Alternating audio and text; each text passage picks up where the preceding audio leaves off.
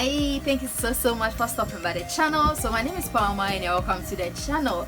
If you are new, thank you so much for clicking on this video, and if you are not G, you know how we do it. Thank you so much for coming back. So today we are just going to talk about some of the healthy foods you can eat to get a healthy hair. So healthy food to healthy hair. And quick disclaimer, I'm not a medical doctor or a professional health practitioner, but then I'm a professional science teacher who is to educate the general public about some of the things around us and also share my little knowledge in science with you based on little research and the little I learned in school. So without out of the way, let's just go and get a healthy hair. Yeah, so a lot of people want healthy, strong, shiny, nice hair, but then you don't just get up and get a healthy, nice, strong hair. If you have it, that's cool. If you have it and you didn't suffer for it or you didn't have to do anything to get it, that's fine, that's you. But then to the best of my knowledge, like a lot of factors contribute to getting a healthy, nice, shiny health, so some of the factors include environmental factors, genetics, age, medication, overall health, and all that. And most of these factors you can't do anything to them. Just like age, you can't do anything to your age. Genetics, you can barely do anything to your genetic modification, and some environmental factors too, you can't change them. But the amazing thing is you can make changes to your diet to get this healthy hair you are looking for. So that's basically what we are going to talk about. We are going to talk about some of the foods you can eat to get a healthy hair. The first one I want to talk about is fish.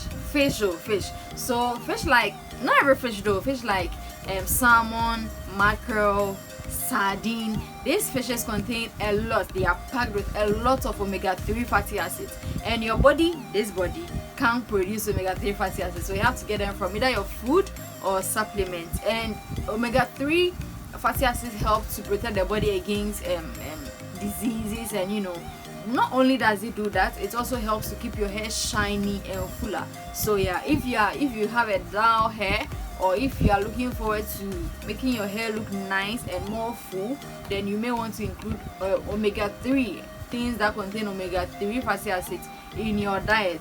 An example is eating salmon or mackerel or sardine. If you don't like fish, then you can get an omega-3 supplement. But then I feel even if you don't like fish, you either like salmon or sardine or mackerel, you like one of these. So the next one I want to talk about is Greek yogurt. I'm sure you might have heard of it or come across it a couple of times. But Greek yogurt is packed with a lot of vitamin B5, and vitamin B5 helps with blood flow to your scalp, enhancing causing your hair to grow. So yeah, check any of your cosmetic products, you see either vitamin B5 among the ingredients or pantothenic acid among the ingredients. It helps with hair growth a lot. It helps with hair thinning. If your hair is thinning, is getting thinner, or if you are losing hair, you may want to include Greek yogurt in your diet. I'm not saying go and put the yogurt in your hair. I don't know if that's correct, if that works, but per the little research I did, including Greek yogurt in your diet will help to stop hair thinning and also help with hair loss. So if you are losing hair, include Greek yogurt. So the next one I want to talk about is spinach or cocoyam leaf, or how do we call it? Spinach, cocoyam leaf, or contomere, depending on where you are watching this video from. So spinach, cocoyam leaf, contomere. This particular green leafy vegetable is packed with a lot of nutrients like vitamin A, vitamin C, folate, and carotene.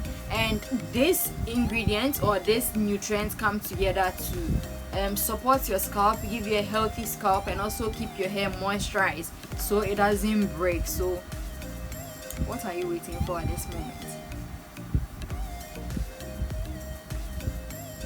So the next one is protein, right? So if you don't have enough protein in your system, or if you don't include enough protein in your diet, hair growth will pause, like it will stop, and then the little you have to start falling out. So if you are looking for a healthy, thicker hair, then you may want to include protein in your diet so more hair can grow, and also the little you have that you are trying to add more to it wouldn't fall out.